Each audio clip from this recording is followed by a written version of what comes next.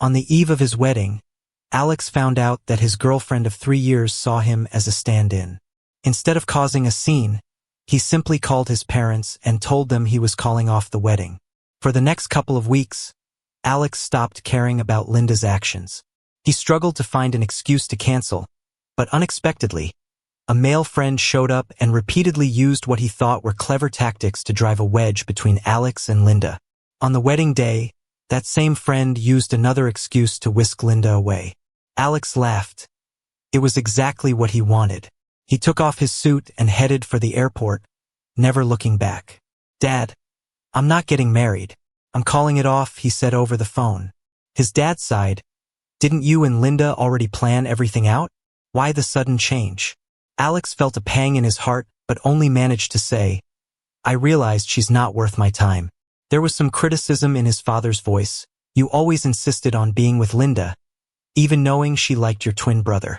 Even if you two look alike, your personalities are different. Why take his place? Especially since your brother has been gone for so long."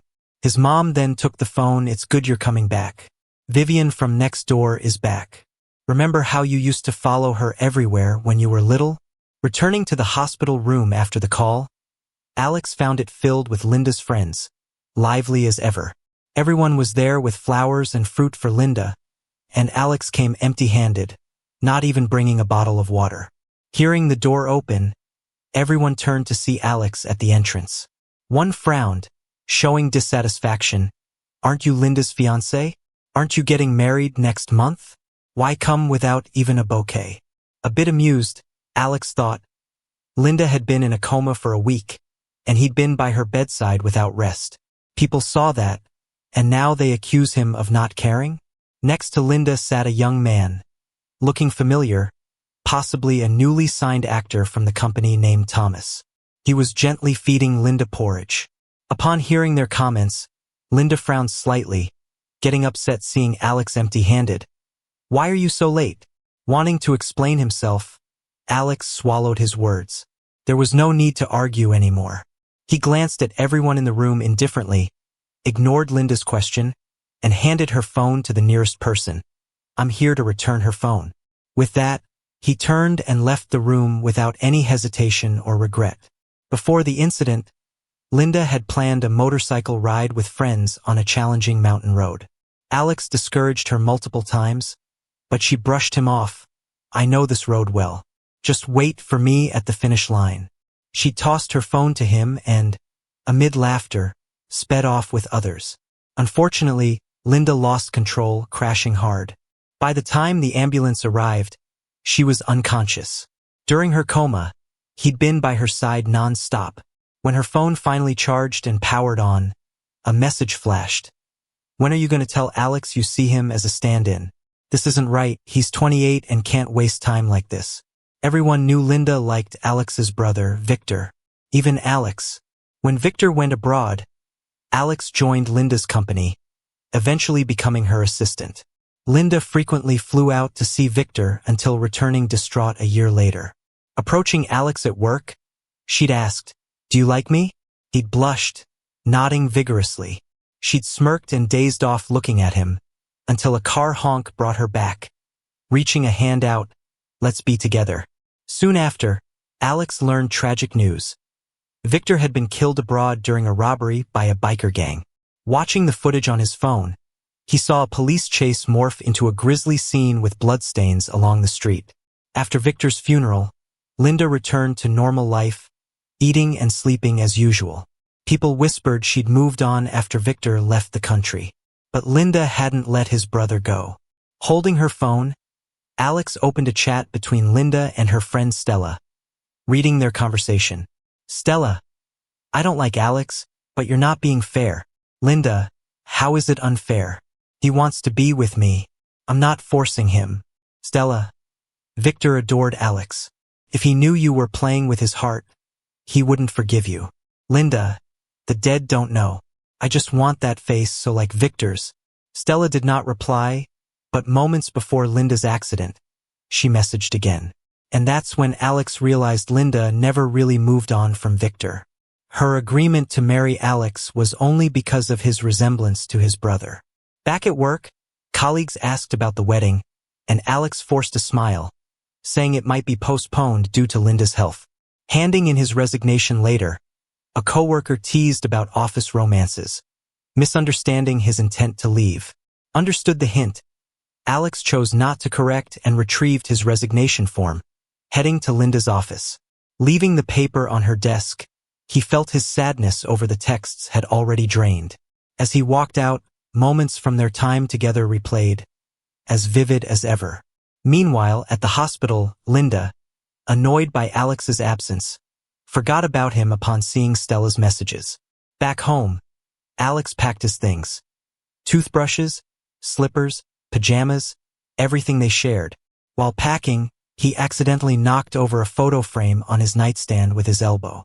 It fell to the floor with a dull thud, shattering the dust-covered glass, and the ill-fitting photo inside slipped out. As he turned to grab a broom to clean up, out of the corner of his eye, he noticed something under the broken glass. There was more than one photo. His heart sank. He had a hunch about the answer. He gently nudged aside the glass shards and removed the cumbersome frame. To his surprise, there were actually 2 photos lying on the floor. When he flipped the pictures over, he saw that behind the photo of him and Linda was a picture of his brother from college. Alex held up the 2 photos in the blinding light, layering them. His brother's face replaced his. At that moment, he realized that when Linda glanced back then, she wasn't looking at him. That winter, during the first snowfall, Alex had complained during the photo, "You're not even looking at me. I'm not that tall." Linda had been lost in the camera's viewfinder, eventually offering a faint smile. "Is that so? Let's retake it then." Alex slumped to the floor, unfazed by the glass shards embedded in his palms. He'd thought that for at least a moment, Linda had liked him, but he never imagined that even in those fleeting moments, her gaze wasn't for him. Suddenly, his phone rang. As he tried to stand, pain from his hand snapped him back to reality. He struggled to his feet and answered the call. It was Stella, and it sounded chaotic on her end. Alex could barely decipher what she was saying. He could only pick out a few words to piece together that Linda was causing a fuss about leaving the hospital for some celebrity's birthday. Hearing this, he irritably dabbed at the blood on his hands with some tissues. Let her be. If she doesn't care for her own health, nobody can persuade her. A brief silence followed, and Alex realized it was yet another test. Throughout the years, he had been nothing more than a nominal boyfriend in Linda's circle. She enjoyed testing his sincerity, seeing him worry over her, something she would relish. It dawned on Alex that all this was because he looked too much like his brother. Linda felt pangs of Victor's concern for her through Alex's face. But he was done with these tedious, cheap games. Stella was taken aback by his words, awkwardly glancing at Linda, who was pulling the covers aside to get out of bed. "Never mind if he's not coming. Let's have fun," Linda said, prompting cheers from everyone except Stella in the room. Stella wanted to say more, but realized Alex had hung up at some point. Half a month later, Linda hadn't done any wedding preparations. No invites, no sweets, no dress, no venue. Stella felt a bit sorry for Alex. Meanwhile, Alex disinfected and tended to his wounds alone. When he finished, he looked at his half-packed luggage and his bandaged hands. He knew he couldn't manage alone. He called a moving company. They worked quickly, packing and boxing everything. 3 hours later, all his belongings were loaded onto a truck. Alex sent them an address. "Deliver everything here." After they left, Alex walked to the yard with his suitcase. He deleted his fingerprints and left the keys under the rug. Snowflakes began to fall, melting into sparkling droplets on him. A sudden, urgent ringtone cut through the silence. He looked at the screen. It was Linda. This shocked him. In 3 years of dating, she'd rarely called, usually just sent curt messages. After hesitating, he answered. "The usual spot. Come." She sounded impatient, confident he'd show up as always. Alex backed out. "No, feeling sick. Can't drink." After a pause, her tone softened. "Not for drinks. Some execs are here, wanted to talk about that project you worked on." It wasn't an excuse he could easily reject. Though he'd left the job, the project was almost complete. A success would mean a contractual payout. Turning down money? Never. Soon, he arrived at the place via cab. As he opened the door, someone hiding behind it threw creamy cake directly at his face. Laughter erupted around him, the room buzzing with deafening sound. Confetti popping, shouts, and party horns blaring. Took a moment for Alex to realize he'd been pranked again. Wiping the creamy mess from his face, he prepared to lash out. Instead, Thomas approached with a cake. "Alex, it's my birthday. Having cake on the face is a tradition." Thomas's sunny disposition strove to turn the prank into harmless fun. Losing his temper would label Alex a spoilsport, ruining everyone else's good time. Surveying the room, everyone had a small bit of cream on their faces, even Linda, except him. He turned to the silent woman in the center. "Where are they?" Linda raised a questioning brow. "Who?" She feigned ignorance. Realizing it was another trick, because he hadn't willingly played the fool, Alex quietly left to clean up. But when he turned on the tap, he saw his bandaged hands. Cream seeped into the fabric, mingling with blood. He felt drained of all energy. Facing the mirror, he cautiously unwrapped the bandages, letting the icy water cleanse his injuries. Pain might keep him awake to this truth. Linda sat uncomfortably in the room, refusing a cigarette and swatting it away irritably as Stella saw through her facade. "Go get him. At least apologize," Stella urged.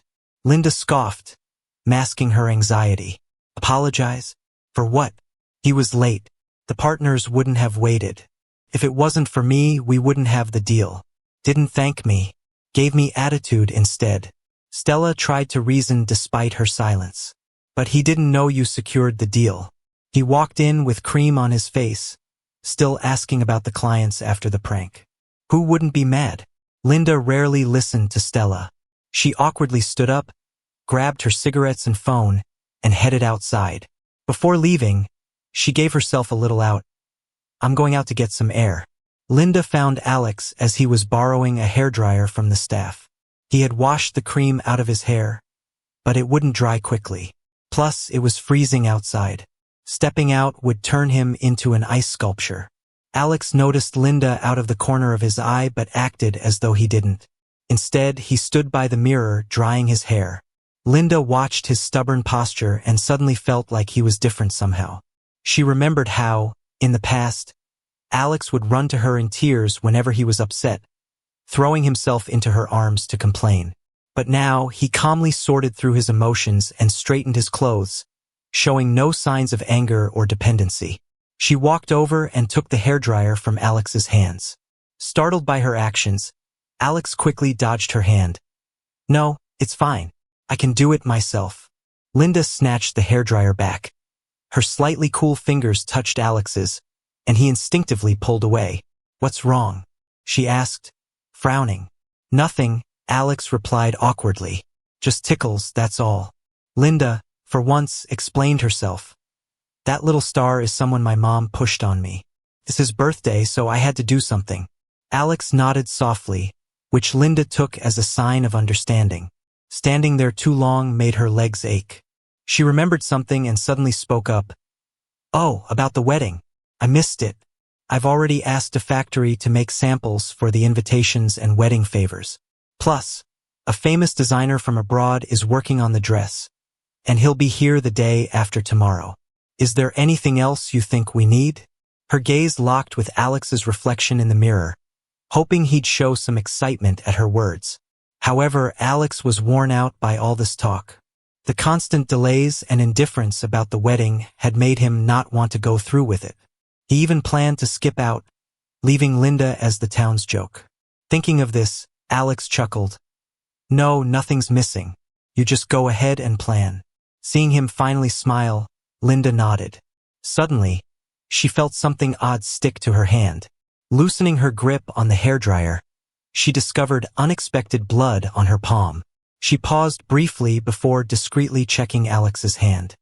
His skin was pale and scary from being soaked, yet his palm was bloodied, with droplets slipping off his fingers, landing on the floor. She placed the hairdryer on the sink, hesitating. "Your hand," Alex snapped out of it and, seeing Linda's worried look in the mirror, gave a forced smile. No big deal. Just cut it slicing fruit. Linda seemed unfazed. Next time, let the maids do it. What she didn't know was Alex had let them go. Some weren't trustworthy and had stolen while he was with Linda at the hospital. It was only by chance that Alex caught them red-handed when he'd gone home to retrieve something, or else the whole house would have been cleaned out. I'll take you to get the cut checked? Alex was about to decline when Stella's urgent calls interrupted. Both turned to see Stella breathless, leaning against a wall, motioning with her other hand for them to follow. Linda, it's Thomas, What about him? Linda quickly asked. Stella explained with difficulty after swallowing hard. While lighting up, he accidentally set his hair on fire. Now he's freaking out in the suite, and no one can calm him down. You should check on him. Without hesitation, Linda dashed towards the suite.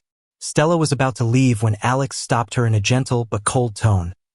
Stella, what's the deal with Thomas and Linda? Stella halted, hesitant to face him. Eventually, with a heavy sigh, she turned to meet Alex's eyes.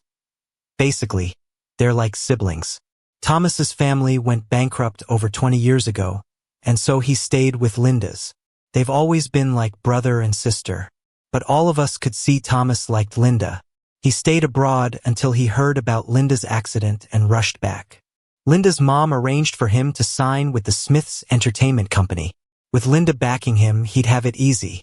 Alex pieced it together immediately. No wonder Thomas felt so at ease by Linda's hospital bed, feeding her soup. No wonder he dared to smear cream on her face in front of everyone. And no wonder the fastidious Linda let Thomas do it without throwing a fit. It was clear Linda had allowed it all.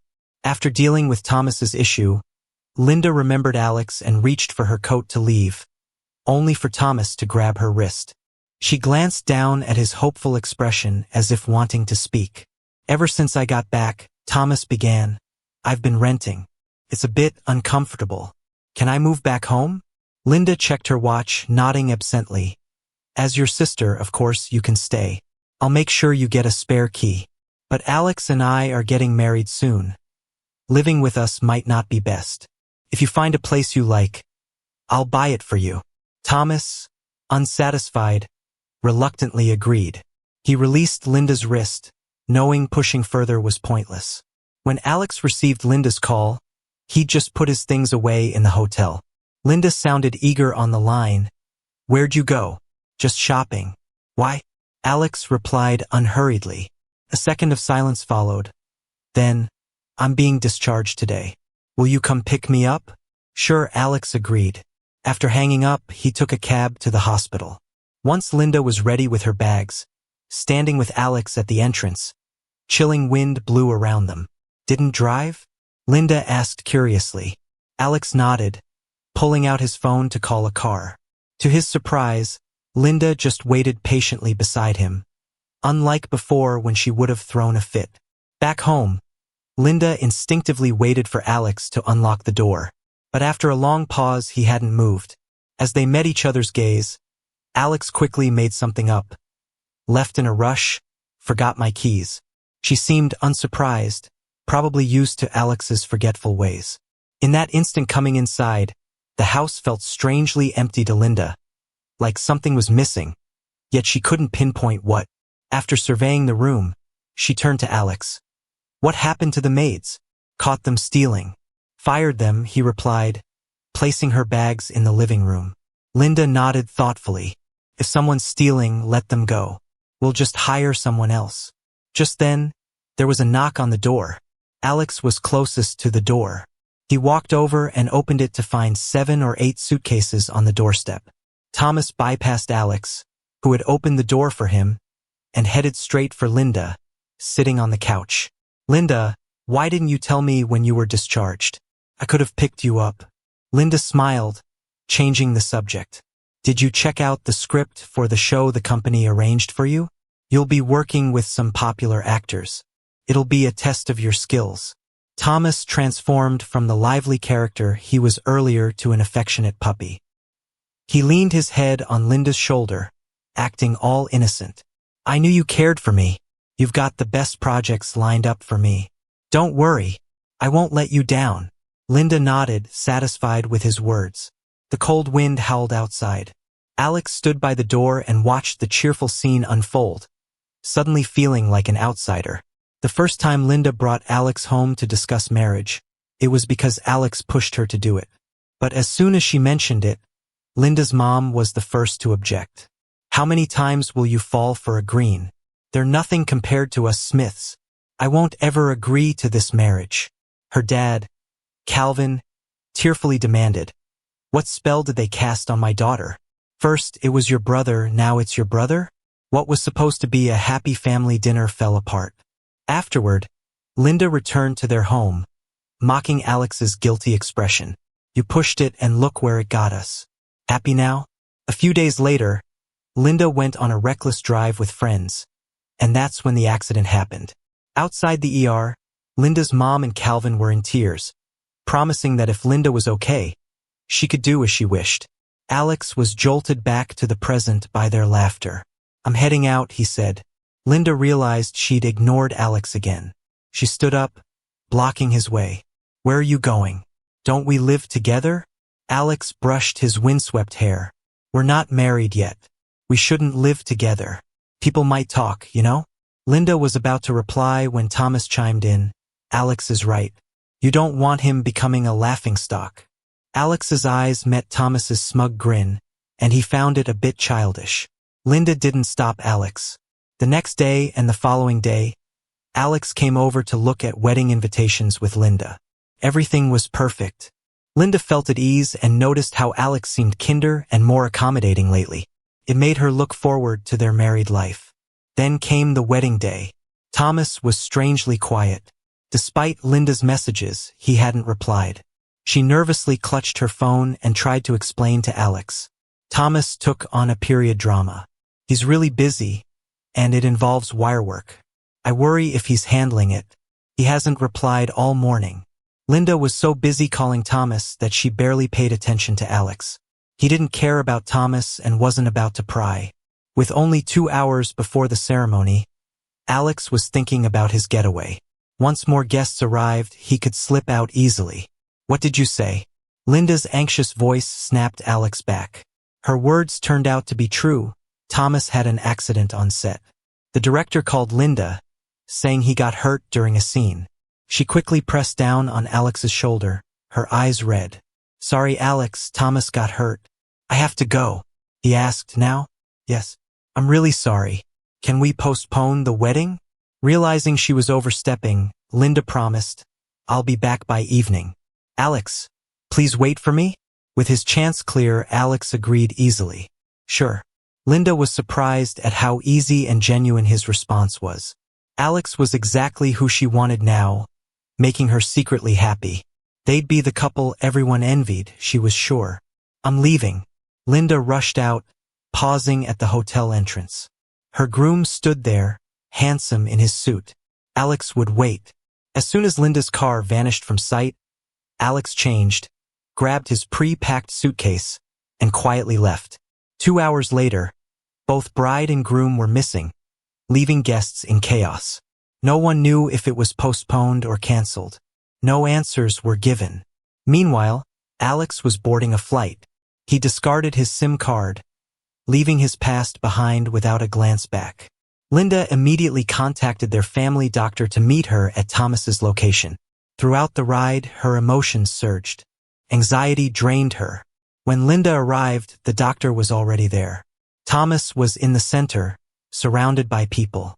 The doctor squeezed in to check on him, but Thomas screamed, clutching his head. Everyone stood confused, unsure of what to do. Linda pushed through the crowd to reach him. Thomas, recognizing her, burst into tears and clung to her hand. While she worried about Alex, Linda spoke calmly. Let the doctor check you, Thomas. We need to see if you're hurt. Okay? Thomas hesitated, dread showing in his eyes. My leg hurts. Maybe it's injured, he mumbled. Linda nodded, signaling the doctor to proceed. But as the doctor approached, Thomas recoiled. The doctor tried reasoning, Thomas, it's just a checkup. It won't hurt. If you're injured, delaying can be worse. Please cooperate so we can help. Seeing Thomas's reluctance, Linda grew suspicious. Her patience was wearing thin. She shouted, "Thomas, stop wasting time and let the doctor do his job." Her voice echoed across the set, prompting the director to smartly clear the area. Shocked by Linda's outburst, Thomas reluctantly extended his leg. After checking, the doctor found no injury on Thomas. Linda fumed at the lie. Thinking of Alex's understanding made her feel even worse. She couldn't be bothered to argue with Thomas and walked straight to her car. Seeing her leave, Thomas hastened to catch up. He clung to Linda's arm like he used to, whining, "Linda, I just wanted to see if you've forgotten your little brother now that you're married. But it seems like you still remember me." Seeing Linda's face remain expressionless, Thomas continued, "There's a new restaurant that just opened nearby. Won't you accompany me for a meal?" Before he could finish, Linda forcefully shook off Thomas's hand. "Get lost." Thomas stumbled backward, having leaned his weight on Linda. As she pushed him away, he lost his balance and fell. Linda's voice was icy cold and full of disdain, and her look towards Thomas became more hostile. "It's my wedding day, and you tricked me with such petty schemes. What was your intention? I told you even if I got married, you'd still be my brother. Why would you do all this?" Sitting on the ground, Thomas looked at Linda in disbelief. His eyes started to well up, tears falling like broken strings of pearls. He wanted to explain, but words failed him. All he could do was watch powerlessly as Linda's car drove away. In the car, Linda reached for her phone to call Alex when her father called. Once she answered, Calvin's furious scolding hit her like a storm. "Where did you go today? What kind of stunt are you and your groom pulling? Are you trying to drive me insane?" Knowing she was at fault, Linda's voice turned somber. "Something came up on my side, so we had to delay the wedding." Calvin was enraged. His furious voice continued to bark through the phone. By that time, Linda had reached the wedding venue. Ignoring Calvin's unrelenting yelling, she hung up the call. She sprinted towards the entrance. Opening the door to the wedding hall, she found it empty and dark. The decorations from earlier that morning lay scattered, rustling slightly with the wind she let in. She tried calling Alex, but the mechanical voice answered every time. "The number you're calling is currently unavailable." Disbelieving, she redialed several times with the same result. Desperate, she sent a series of messages. "Alex, are you mad at me? I went overboard. I'm sorry. Could you at least reply or pick up my call?" Yet, the lack of response from normally quick replying Alex was unnerving. She convinced herself he was just upset, giving her the cold shoulder. Linda asked her HR colleague to reach out to Alex instead. The colleague replied puzzled, "Linda, Alex resigned a while ago. Didn't you know?" Linda's grip on the phone tightened in shock. "What? Quit? No way." More bewildered, the colleague explained, "Company policy is against office romances. So Alex resigned about half a month ago." Hanging up, Linda rushed out to her car, unable to believe Alex had quit. She needed to find out at the office. Arriving at the company, Linda's phone rang again, and hope filled her until she saw Thomas's name on the screen. She tossed the phone to her assistant, who answered it professionally, stating Linda was busy. In Alex's office, everything was gone. No personal effects, not even a pen left behind. Not wanting to accept reality, she staggered back to her office. There, on her desk, lay Alex's resignation letter. She checked the date hurriedly. It was indeed stamped on Thomas's birthday, 2 weeks prior. She recalled Alex's calm agreement to the wedding delay. No complaints, no hesitations, almost as if he had anticipated it. Then it clicked that everything of his at home disappeared overnight. His explanation of avoiding gossip before marriage seemed less convincing considering their years of cohabitation. She had missed all the signs. Panicked, she picked up the letter, turning it slightly to reveal Alex's handwriting on the back. "Let's break up, Linda." The stark words cut deep. Her heart ached with a numbing thud. Still in denial, she refused to believe Alex would leave so silently. Remembering his words about returning home if things went sour, Linda booked the earliest flight back to S City. The journey wasn't short. Alex's plane hit turbulence and had to redirect, delaying his arrival until late that night. Emerging from the terminal at S-City, Alex spotted his parents waiting. Huddled close against the chill, their love seemed untouched by time. He adjusted his coat and headed towards them. On the drive, Alex deflected his dad's inquiries about a city with light-hearted chuckles. Everything was fine. No one mentioned Linda. It was as if she were erased from their lives. In the car, his bank account suddenly chimed with a new deposit. Recognizing Linda's company account, he was bewildered. He was no longer employed there, but the sum was substantial, far more than any salary. Puzzled, he decided to ignore it for now. Arriving home, the gate swung open in welcome. A woman was standing in the room with a big smile on her face. Her eyes sparkled like stars, and she wore an apron that didn't quite fit. In her hands was a spatula for cooking. When she saw Alex with a suitcase, Vivian hurriedly put down the spatula to help him with his luggage. Alex was thrown off by the sight of the face before him. A face he hadn't seen in over 10 years, and that seemed a bit unfamiliar now. Once he regained his composure, he pulled his suitcase away, silently refusing her help. Thanks, but no thanks. Vivian didn't seem deterred by his refusal. When Alex struggled with the suitcase on the steps, she reached out to steady him as he nearly stumbled. Feeling embarrassed for trying too hard to be independent, Alex quietly mumbled a thank you and walked into the house. Before he could set down his suitcase, familiar voices echoed through the house. Alex, have you missed me all these years? Surprised, Alex looked up to see Vivian's father approaching him. When Alex was a kid, his parents often weren't around because they were working to make more money. Even though they hired a nanny to take care of him and his brother, the nanny was more interested in money than her job. Back then, without surveillance cameras, she'd pocket most of the grocery money. Their meals were meager, leaving Alex and Victor constantly hungry. One day, the aroma of braised pork ribs wafted through the air to their home.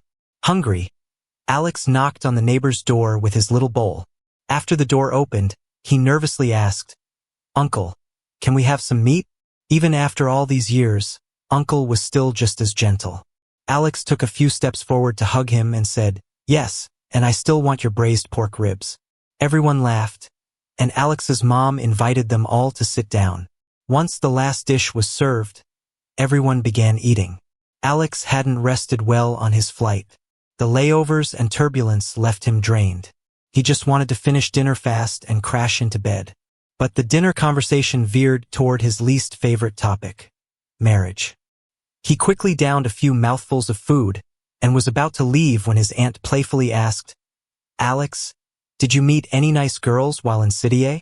Caught, Alex reluctantly nodded, "Yes, but they're not interested in me." His parents exchanged looks and started their pep talk. "You're not getting any younger, almost 29. It's time to find someone and get married." Responding with half-hearted nods, Alex wished he could disappear. Luckily, Vivian changed the subject, giving him a much-needed break. When the clock struck midnight and guests left, Alex's father cautiously asked him, "Do you have any feelings for Vivian at all?" Sighing, Alex closed his eyes and revealed the truth behind his distancing himself. "It's not me she likes. It's my brother." Mentioning Victor darkened his parents' expressions. Realizing he had brought up painful memories of his late brother, Alex felt guilty. After his brother's passing, Alex rarely came home. He knew his face reminded his parents of Victor. As he lay in bed watching the snow outside, Alex made a decision. He was an adult now and needed his own place, not to live with his parents. All those years in City paid off. Working with Linda, he had saved enough to buy a 400-square-meter apartment in one of the central areas of City S. No mortgage needed. His parents didn't object, even offering to help with the renovation costs. But Alex insisted on covering it all himself. House hunting went smoothly, and Alex loved the location. When night fell, the riverside view was like a flowing painting. The buying process wrapped up quickly, leaving just the renovation work. Returning home one day, he spotted a new luxury car blocking his driveway. The car's windows were tinted, revealing nothing about its occupants. He honked, but the car didn't budge. Alex, still in high spirits from buying a house, wasn't irritated. He simply got out to ask the driver to move. Tapping on the window, an older woman inside gestured him over. "I'm just the driver. You should talk to my boss."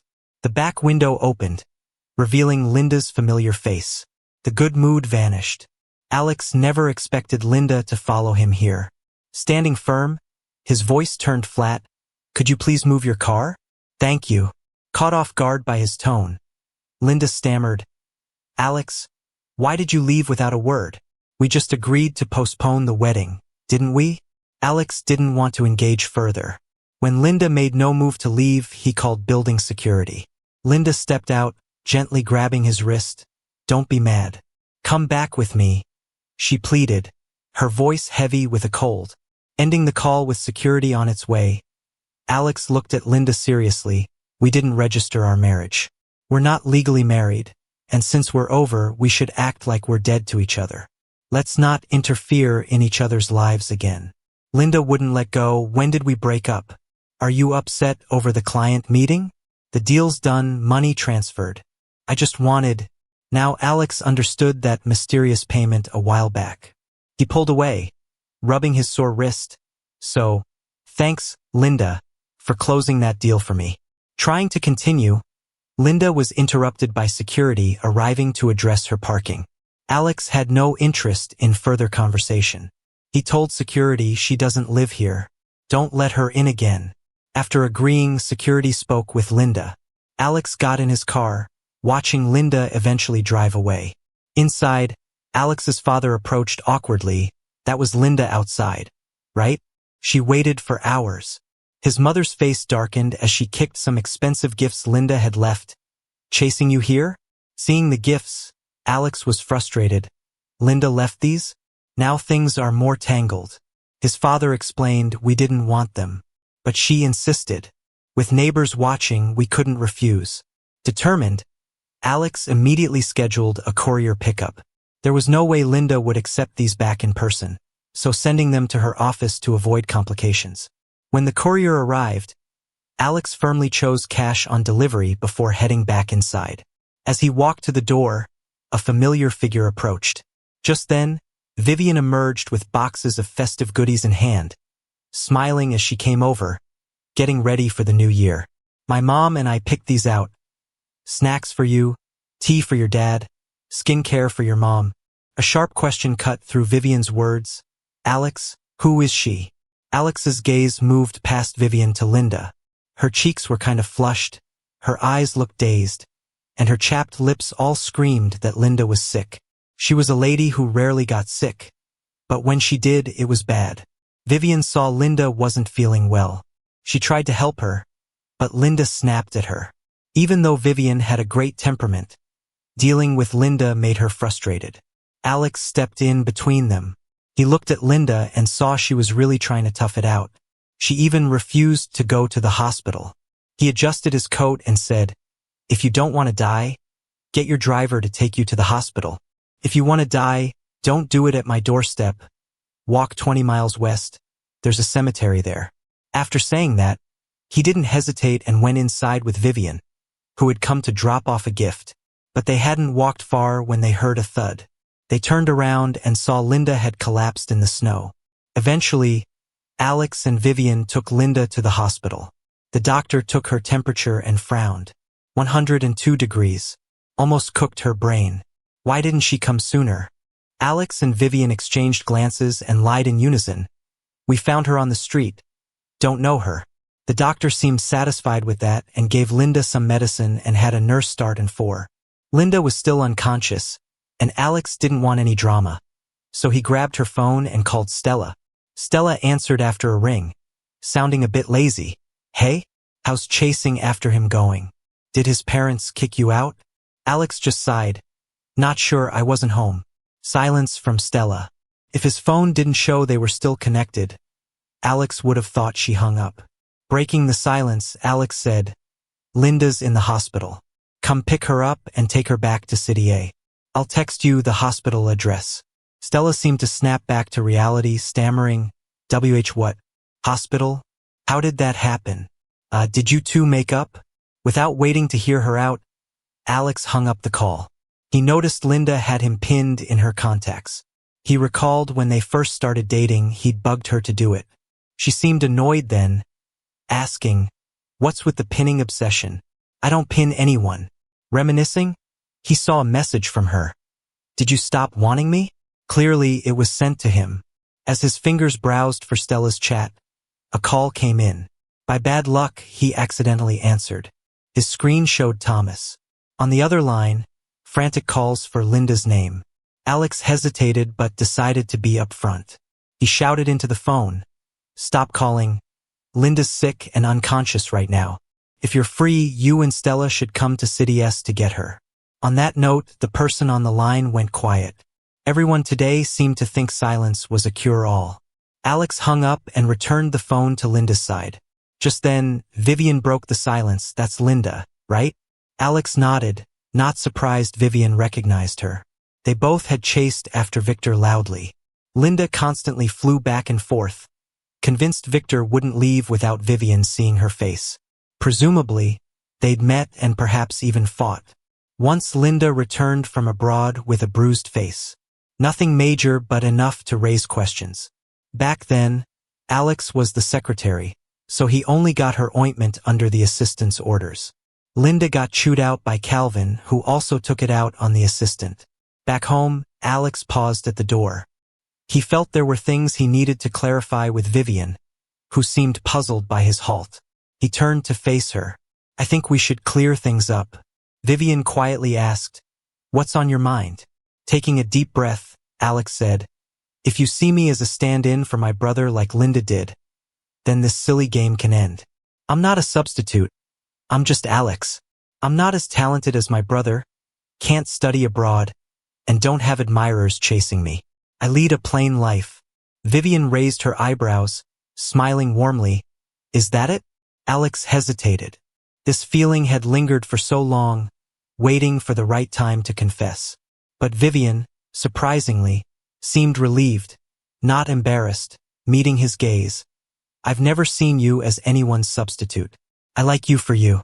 Vivian thought her words would move Alex, but he snapped like a cat getting startled. "You're lying." He didn't give her a chance to argue. He forcefully shut the garden gate, leaving her outside without looking back.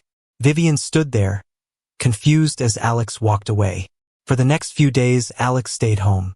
Linda hadn't shown up, probably back in City A with Stella.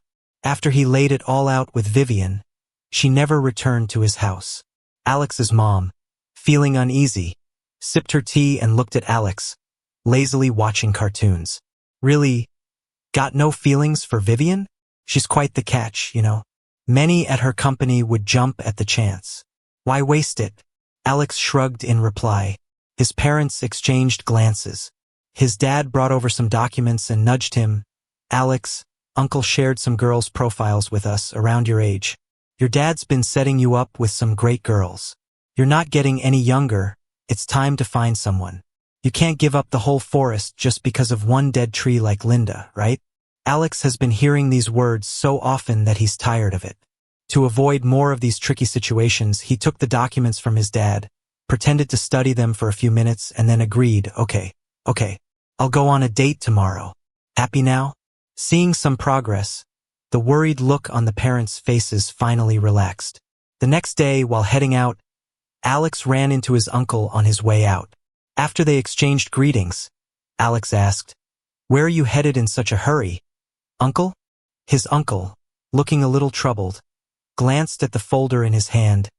"Vivian left some documents at home that she needs for a meeting. I gotta take them to her." Alex nodded. "Okay, don't let me hold you up." Uncle paused at the car door, looking slyly at Alex. "Hey Alex, where are you headed?" "My leg's been acting up, driving's tough." He rubbed his knee, acting as if it really hurt. Alex checked his phone. "To that coffee shop, the one near the big tree." Uncle's smile was almost too hard to hide. Bending over his leg again, "Well, that coffee shop's right by Vivian's office. Could you drop these off for me?" With no way to dodge the request, Alex took the folder and got going without delay, driving to Vivian's office. He hadn't been there before and didn't know which floor her office was on, so he hesitated before heading to the reception desk. "Hi, could you make sure this gets to Vivian?" The receptionist took the folder and looked surprised upon seeing the snowflake logo in the top corner. "Could you leave your name and number?" Alex scribbled down his details, handed back the pen, and left. Arriving at the coffee shop, he was 3 minutes late. Feeling bad, he immediately started explaining, "I apologize for the delay. I got held up." The woman across from him tapped the table impatiently. "Okay, enough with the niceties. Let's get to it. Got a car? What kind? Got a house? How big? Where is it? How many relationships? Education? Savings? You think you can catch a sugar mama with your situation?" As she spoke, her spit sprayed across the table. Alex had to avoid her chemical assault by standing up. Holding back laughter, he retorted, "You got a draft going here? Never seen a mirror or what? Is your reflection matte?" The spit-flying woman seemed like she could make anyone feel dirty. As he moved to leave, the woman grabbed his wrist. "How dare you insult me? You need a lesson. After marriage, you'll walk all over me otherwise." She said this while raising her hand to hit him. Without hesitation, he grabbed the hot coffee from the table and splashed it on her face. She screamed, loosening her grip, and Alex took off toward the door. As he did, he ran into someone entering. The familiar scent of cologne mixed with disinfectant hit him, and he lifted his head, meeting Linda's eyes. Her previously dull eyes brightened instantly at the sight of Alex, though before she could speak, the woman with the coffee-stained face charged in. The woman locked eyes with Alex, hurling foul words and reaching out to grab him, as Linda quickly stepped in front to block her. Even with a voice weakened by illness, Linda's words carried weight. "If you have something to say it to me." Suddenly, rapid footsteps approached. Alex turned to see Stella and Thomas rushing over, followed by several bodyguards. The woman, shorter than Linda, had already lost her composure but wasn't ready to give up without a fight. "This jerk used boiling coffee on me. My new high-end suit. That's $1,000. I demand tenfold compensation." The woman screamed like she wouldn't stop until she got her way. Hearing her insults, Linda's gaze turned icy. "What did you call him?" The woman, oblivious to her mistake, continued yelling, "What's he to you?" Playing the hero for... Linda didn't let her finish, and the fist came swinging, leading to a scuffle. Alex and a distressed Stella separated them, but Linda, still recovering from an illness, was at a disadvantage despite her height. Trying to mediate, Stella urged, "Let's not fight. Okay? We can talk this over." Thomas, like a worried ant, fussed nearby, concerned for Linda. "Linda, you okay? Did you get hurt?" Seeing the bruises on Linda's hand, Thomas turned to Alex, scolding him loudly. "You left, remember? Why come back into her life? If you're leaving, do it right. Don't play stupid games." As the root of today's chaos, Alex couldn't just walk away. But Thomas's wailing was irritating. Annoyed, Alex snapped, "All you do is cry. Can't you be useful for once? Besides playing third wheel." Hearing those last words, Thomas's face went pale with anger. Ignoring him, Alex turned to the woman now sitting on the floor holding her face. When their eyes met, she flinched. Apparently, Linda had scared her good. With a commanding presence, Alex said, "I'll pay for the suit at cost, but you need to apologize. If you insist on tenfold, we'll need to involve the authorities." The woman wasn't stupid and guessed quickly that Linda wasn't just anyone. Either from wealth or connections, she was outmatched. So, she awkwardly stood and muttered a sorry to Alex. There wasn't much sincerity in her words, but Alex didn't care. After the payment was sorted via a quick app transfer, the woman limped happily out of the cafe. Facing Linda again, Alex noticed the tension fade as Stella wisely escorted Thomas away, leaving them some space. As Stella and Thomas's figures faded, Alex braced himself, seeing the damage to the decor from the earlier fight. Shop staff were on call to the manager. In this newfound quiet, neither knew what to say. Silence reigned until Alex finally broke it. Thanks for stepping in." Linda controlled her emotions and gave a calm nod. "Anytime." After a pause, she asked cautiously. Who was she? Unconcerned, Alex said bluntly. A date set up by my parents. Linda's lips tightened, her furrowed brow hinting at underlying worry. Alex hesitated for a long time but finally decided to come clean with Linda about accidentally breaking the picture frame. However, he didn't mention seeing Victor's photo. It took Linda a moment to realize which frame Alex was talking about. Just as she was about to say it was okay, she suddenly remembered the other photo hidden behind the frame. Linda was smart. She could connect the dots from a small clue and uncover the truths people tried hard to hide. In that instant, she understood why Alex left. He had discovered that she saw him as a stand-in, and the person he was standing in for was none other than his own brother. From Alex's perspective, what a tragic thing that must have been. I'm sorry. Linda's apology seemed a bit abrupt. Alex was caught off guard when he heard it. After he processed it, he smiled, feeling relieved. It's okay. It's all in the past. She wanted to say more but was interrupted by the cafe owner hurrying over. Stella stopped the manager from approaching Linda and casually took out her phone. Linda knew if she wanted to mend this relationship, she needed to do something. So she looked at Alex with intense sincerity. Alex, give me a chance to pursue you all over again. I was wrong before, terribly wrong, and I want to make it right. Alex showed a hint of surprise in his eyes, but then he calmly lowered his head. No need, Linda. We're good like this without bothering each other's lives. If possible, I really hope we never see each other again. As soon as he finished speaking, Alex spotted Viven at the door. She didn't look like she was there for coffee. It seemed she was looking for someone. When her eyes found Alex, a soft smile spread across her face, and she confidently walked towards him. I'm done. Ready to go home? She said it so naturally, as if Alex had been waiting for her the whole time. Alex didn't want to stay any longer, so he picked up his bag and stood. Seeing the slight redness in Linda's eyes and her reluctance to speak, Alex acknowledged her before leaving. I'm heading out. Linda nodded reluctantly, her voice barely audible. Okay. Alex was about to open his car door when he noticed Viven following him. You didn't drive here? No, Viven replied, shaking her head. My car had an issue this morning. It's at the repair shop. You wouldn't be so heartless as to leave me stranded, would you? She smiled. Being neighbors, and knowing her uncle, Alex couldn't leave her behind. He tossed her the car keys and walked to the passenger side. You drive. Viven caught the keys and cheerfully ran to the driver's side. All right. Inside the car, Viven tentatively asked, Heard you went on a date today? Thinking of the strange woman, Alex rubbed his temples. Yeah, I did. How'd it go? So smooth, it ended in a fight, Alex said sarcastically. I don't know where my dad finds these weirdos. He said he screened them too. What a joke.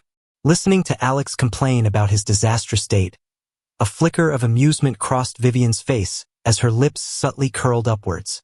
Back home, Viven held out her hand to Alex. What? We haven't exchanged contact info yet. After swapping message details, they each headed to their respective homes. Alex flopped on the sofa, letting himself relax. Hearing him come in, his parents quickly checked in about the date. Upon hearing how rude the woman was, Alex's father was incredulous. How could Uncle introduce someone like that to you? Was it the wrong date? How could it be wrong? Alex pointed to the photo on the profile. It was definitely her. The picture matches the person. Feeling guilty, Alex's father quickly presented another profile. Forget about that weirdo. How about this one? She has a car, a house, and she studied abroad. The following days, his parents kept pushing new profiles at him, turning it into a comedic routine about arranged dates. Soon after, Alex's 29th birthday arrived, right before New Year's Eve. In S-City, apart from his parents and Viven's family, Alex knew no one. Moreover, Viven had been on a business trip for days, so throwing a big birthday bash seemed unnecessary. He decided to treat the day like any other. But when he stepped out, he saw Linda outside his door, holding a cake. She'd been there for a while with a cake from his favorite bakery in a city. To keep it fresh and identical to a city's taste, Linda had even brought the bakery's chef to S-City at great expense. As Alex walked out, she waved. Happy birthday, Alex. Alex froze, staring at the cake in her hands. He never expected Linda to celebrate his birthday. Before, she always had excuses. The first year, she had a business trip and couldn't be with him. The second year, she was hospitalized from drinking too much, and Alex spent his birthday in the hospital with her. The third year, she finally got him a cake, but the name on it was wrong. It was his brother's name. That led to their first major fight, planting a seed of suspicion in Alex about her feelings for his brother, which her sincere apologies quickly hushed. During the past 3 years, they never properly celebrated a birthday together. Linda stood in the cold wind, her face slightly reddened, waiting for Alex's response. He hesitated, watching her genuine expression, and sighed internally as he approached her. "Why are you here?" "I came to celebrate your birthday." Linda offered him the cake. "It's the one you've always loved. I also booked a private room at the downtown restaurant." Alex interrupted her. "Let's go." He knew some things needed to be resolved in person because Linda was determined, relentless until she achieved her goal. The restaurant wasn't known for great food, but the ambience was nice, service-friendly, and it was centrally located, making it pricey. They sat down, and aesthetically pleasing but bland dishes were served. Alex wasn't there to eat and had no intention of touching the food. Linda started setting up the cake, lighting the candles. Looking at the rightly spelled name on the cake, Alex wasn't in the mood anymore. Linda got up to turn off the lights in the room, enveloping them in darkness, save for the candlelight flickering with occasional bright sparks. Softly, Linda encouraged, "Make a wish, Alex." Alex clasped his hands, closed his eyes, and after a few seconds, blew out the candles. As Linda moved to turn the lights back on, Alex stopped her. "Do you know what I wished for?" In the dark, Linda shook her head, then realized he couldn't see, and admitted, "No idea. I wish that we never see each other again." Alex said softly, barely more than a feather across Linda's heart, but the impact was enormous, almost unbearable. She opened her mouth to protest, but Alex interrupted her again. "Let me speak first, Linda. In college, I fell for you at first sight, but I watched you do everything for my brother. Back then, I thought I couldn't compete with him, so I hid my feelings, never told anyone I liked you. After he went abroad and I graduated, I thought you'd leave with him, but you didn't. I heard you two fell out, arguing intensely about the move, almost to the point of cutting all ties. Knowing you chose not to go, I worked hard to get into your company, fighting off many candidates to become your secretary. Then I saw you couldn't let him go, your desk filled with plane tickets to visit him, and gifts you wanted to send. I thought maybe this love just wasn't meant for me. Right when I was ready to give up, you showed up at my desk and asked if I wanted to be with you. I didn't hesitate to say yes. I don't know what love is, but every time I cried in front of you, and you pushed me away in annoyance, that's when I realized it wasn't love. It was disdain. I thought my sincerity could move you, but I never guessed you'd see me as a stand-in for your brother. Linda, you made me feel guilty for betraying your brother." Linda felt like something hit her in the chest hard, and for a moment, she almost lost the ability to speak. She had never looked at things from Alex's perspective. Reflecting on all of Alex's tolerance and patience over the years, she felt as if her heart was being pierced by arrows. She forced a smile, feeling defeated and regretful in the darkness. "I'm sorry. I never thought it would turn out like this." Alex stood up in the darkness. "I should go."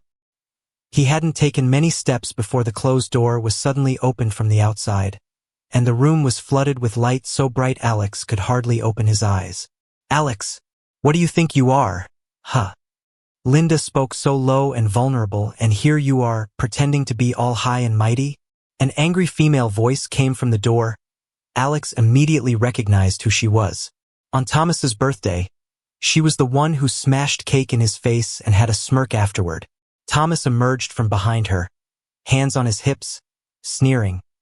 "Yeah, what kind of plastic bag is he pretending to be?" Linda scolded them loudly. "Who let you in? Get out." "Wait." Alex picked up a knife and cut the cake into several pieces under everyone's puzzled gazes. He walked towards the two standing at the door with 2 pieces of cake. Knowing what he was about to do, A smirk crept on his face. "Today's my birthday. Have some cake." The woman's puzzled look turned to disdain. "Oh, how thoughtful."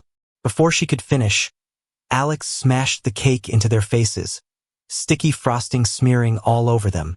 He laughed. "You won't get mad, right?" "Oops, my bad for not mentioning this earlier. Actually, smashing face with cake is a birthday tradition for me. Hope you don't mind." He mimicked Thomas's earlier cheeky demeanor and threw their words back at them. Thomas stood there, stunned, clearly not expecting Alex to hit back with this move. The woman's rage was ignited, her eyes nearly spitting fire. Just as she was about to lash out, Linda stepped in front of Alex. Linda calmly looked at them. "Don't start trouble. This is what you owe him." The woman, disgruntled, looked at Linda and left, casting Alex a vicious glare before turning away. Once the woman left, Thomas knew staying would only bring more ridicule, so he quietly followed. Watching them leave, Linda picked up a coat hanging on the chair. "Let me take you back." Alex didn't refuse, fearing Thomas and the woman might come back. 2 against 1, it was obvious who'd lose. They were silent on the drive back. Alex unfastened his seatbelt, stepping out. Before closing the door, he looked at Linda's dark eyes and said, "Linda, go back to a city. Don't come back." Linda neither nodded nor shook her head. She just quietly looked at the man who's been by her side for 3 years. Her eyes welled up. "Happy New Year in advance." Alex nodded. As he shut the car door, he thought he heard Linda's voice breaking. Probably just imagined it. Linda, a woman of her stature, crying over him seemed impossible. New Year's Eve. After dinner, while helping his father clean up, Vivian called out from outside. Through the window, he saw Vivian outside, her eyes shimmering and a soft smile on her lips, holding fireworks in her hand. "Alex, come out and light fireworks with me." Alex meant to decline, but his mother urged. "Go on, it's only these few days in a year, you can have some fun." They found a quiet, open space. Alex wasn't a fan of fireworks. When he was a kid, he and his brother went by the river. A girl their age loved throwing fireworks at people. She'd laugh as others panicked. Alex, not lucky, became her next target. When fireworks exploded near him, he panicked, collapsing tearfully. His brother angrily confronted the girl but was shoved down by her parent. Since then, Alex disliked fireworks. Vivian had brought child-safe fireworks, which seemed reassuring. Vivian lit a sparkler, offering it to him. "Want to try?" With courage, Alex reached for it, but pulled back when hot metal touched his fingers. The sparkler quickly burned out in Vivian's hand. Alex couldn't get past his fear and apologized. "Sorry." Vivian wasn't mad, just smiled and shook her head, handing him another sparkler.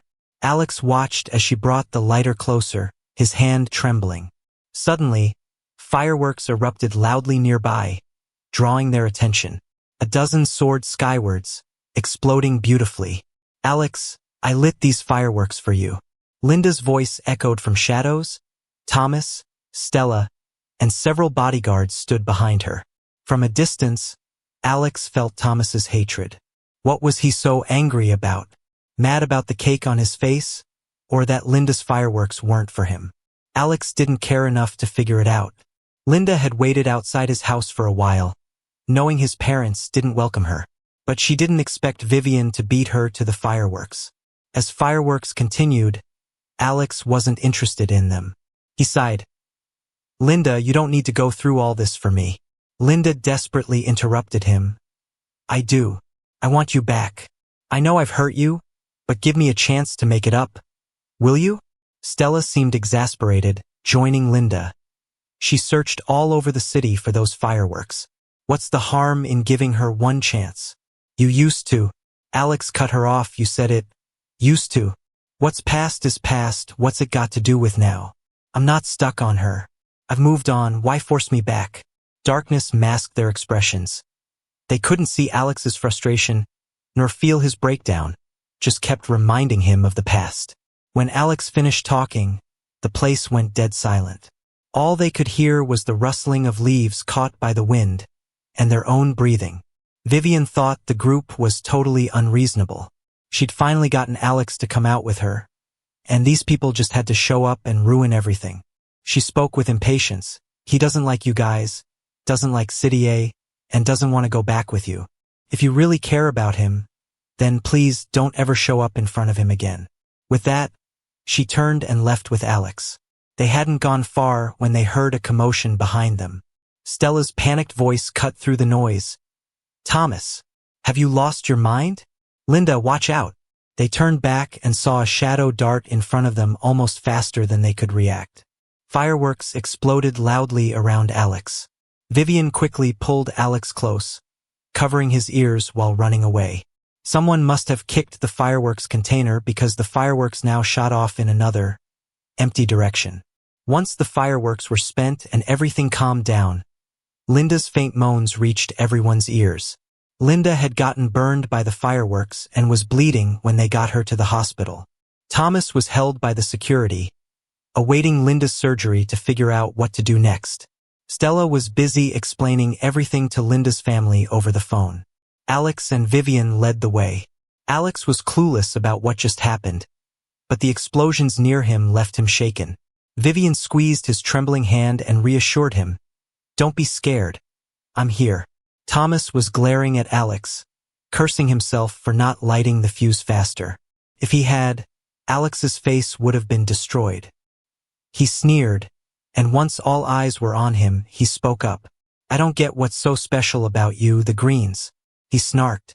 "Linda and I grew up together, but ever since she met you brothers, she's changed completely. Alex, I lit those fireworks tonight. I wanted to ruin your face, make you ugly. I thought maybe then we would see if Linda liked your face or you. But I was too slow. Linda saved you.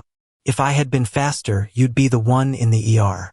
He ended with a disturbing mix of laughs and sobs. Alex was always confused by Thomas's obsession with Linda. The Smiths gave him a job in their company, made him the lead with popular actors, the whole set at his command, and all sorts of ad deals. He never had to grovel for investors. With so many opportunities, why wasn't Thomas satisfied? Stella returned after her call and was fuming after hearing all this. Pointing at Thomas, she spoke through gritted teeth. "I told you not to come, but you insisted. You came fine, but I asked you not to meddle. Now look what you've done. Just wait until the Smiths get here."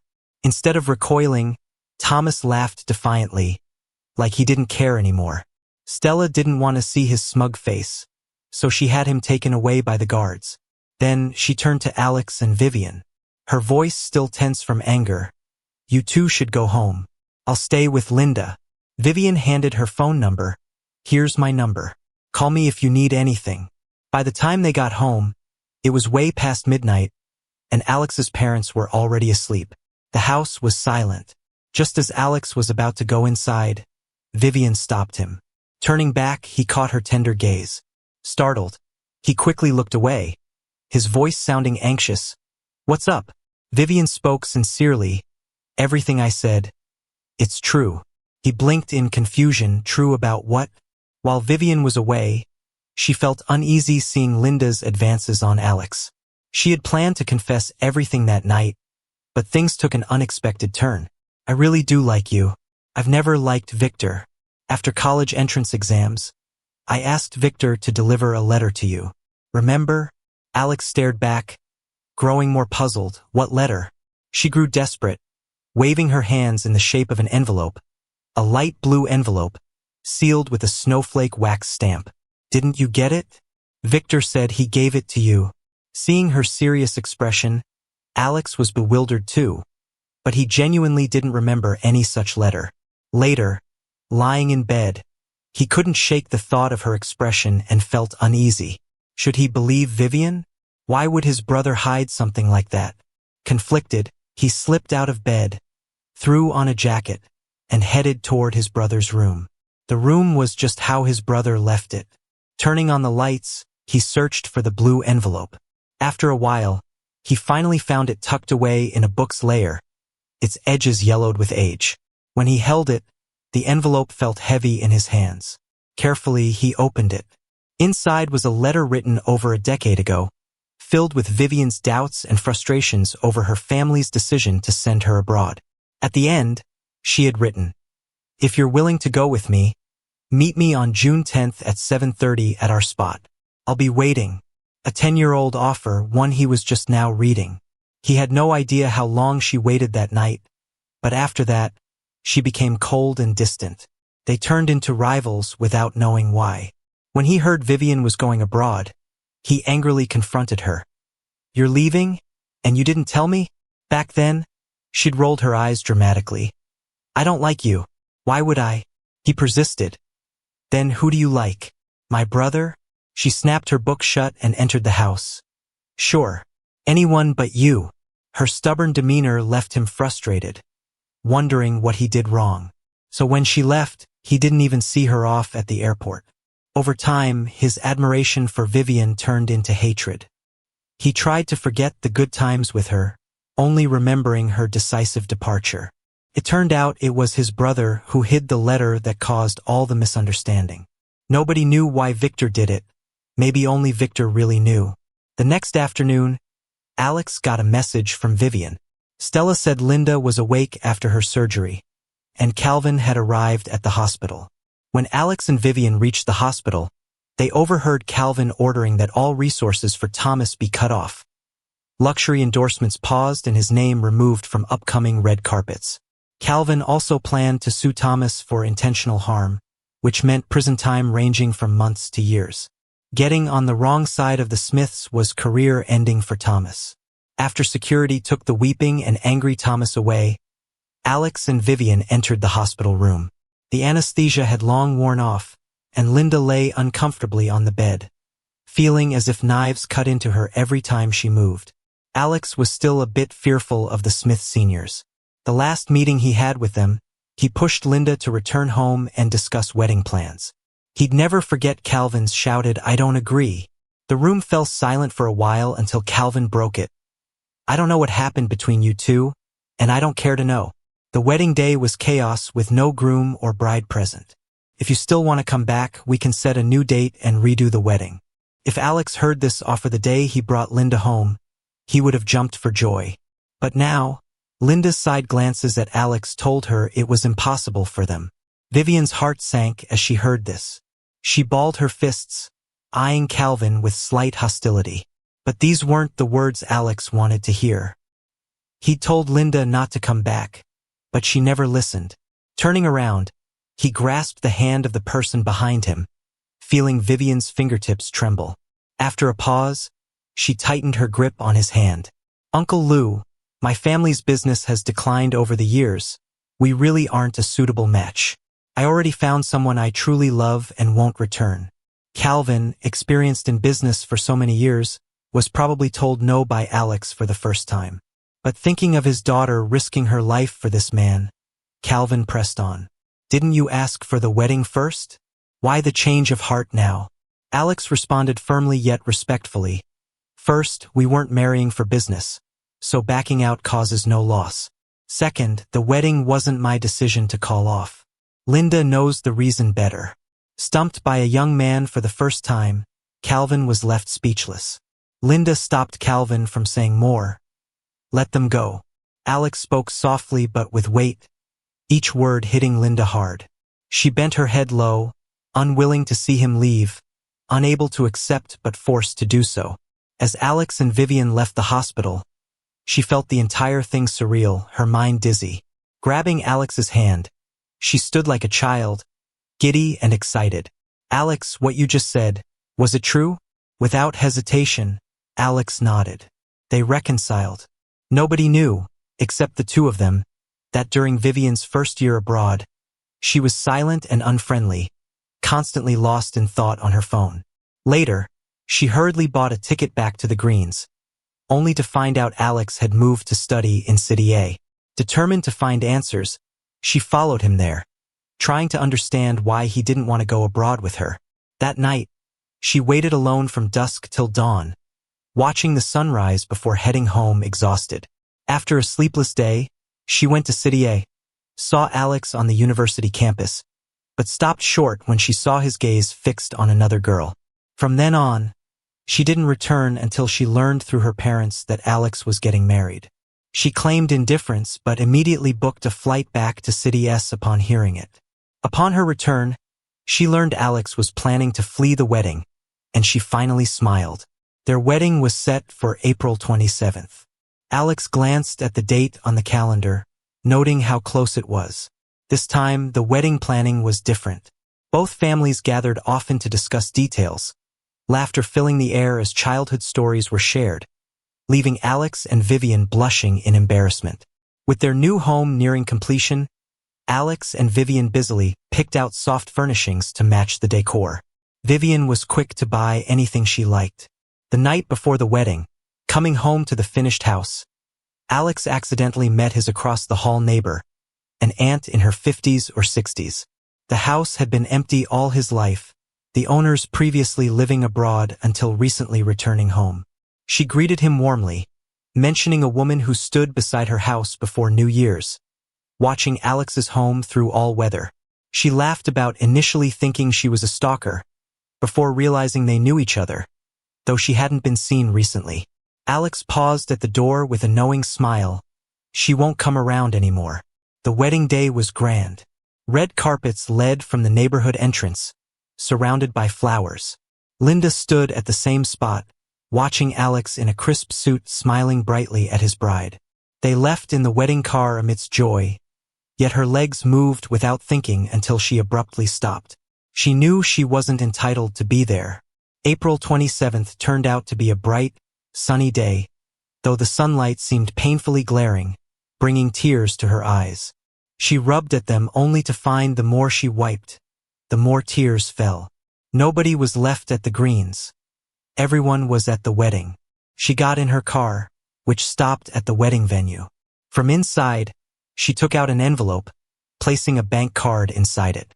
Lost for words that could fit in the envelope to express her regret and apologies, she simply wrote "Congratulations on your wedding" on it. She called for a delivery service, instructing them, "Take this envelope to the wedding check-in, record the delivery entirely, and I'll tip you $1,000. The delivery guy hesitated, surprised by such an easy yet lucrative task. As he accepted the envelope, his hands shook slightly. "A name?" he asked. Pausing, Linda tugged at a smile. "Just say a former colleague."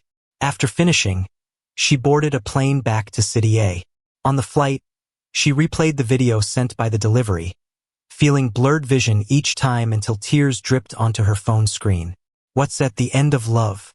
A sudden disappearance of excitement, coldness, impatience, defamation, letting go, fulfillment, or never meeting again. Nobody has a precise answer. Now separated by mountains and valleys, she and Alex shall never cross paths again.